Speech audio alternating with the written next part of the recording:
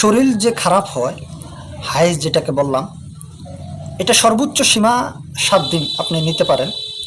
এরপরে যদি দেখেন যে না এটা টানা, অনেকের টানা হতে পারে, আবার 7 দিন পরে 2 দিন গ্যাপ দিয়েছে, আবার মানে শরীর খারাপ হয়েছে, 15 দিন পরে আবার শরীর খারাপ হয়েছে, এটা হওয়ার কথা কয়দিনে? মাসে একবার। কিন্তু এটা হচ্ছে কয়দিন পর পর? 12 দিন বা 15 দিন পর পর, তার মানে মাসে 2বার 3বার হয়ে যাচ্ছে। তো এটাকে বলা হয় ইস্তেহাজা। মানে এই ক্ষেত্রে ব্যক্তি কি করবে? এক্ষেত্রে মানে সে প্রতি 2 ওয়াক্ত পর পর বা 1 ওয়াক্ত পর পর যদি গোসল করতে হয়, প্রয়োজনে গোসল করে সে আবার সলাত আদায় করবে। মানে এই ক্ষেত্রে কিন্তু সলাত থেকে সে বিরত থাকবে না।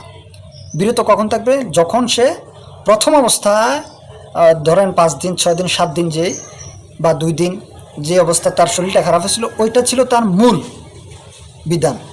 এই ক্ষেত্রে সে কী করবে? গোসল থেকে বিরত থাকতে পারবে এবং ইবাদত থেকে, বিশেষ করে সলাত আদায় করা এবং সরাসরি কোরআন স্পর্শ করে তেলাওয়াত করা, এগুলা থেকে বিরত থাকবে বা সিয়াম পালন থেকে বিরত থাকবে। কিন্তু যদি সে পরবর্তীতে এমনটা হয় যে লাগাতার এগুলোর মধ্যে রয়েছে, তাহলে তাকে এই বিধান আর মানতে হবে না। কারণ এটাকে বলা হয় ইস্তেহাজা। তার মানে সে রোগী, মানে তার ভিতরে সমস্যা রয়েছে, রোগ রয়েছে, সে অসুস্থ ব্যক্তি, সে রোগে আক্রান্ত হয়ে গিয়েছে, যে কোনো রোগ, এটাকে কেন্দ্র করে যে কোনো একটা রোগের মধ্যে আছে, অতএব তার চিকিৎসার প্রয়োজন।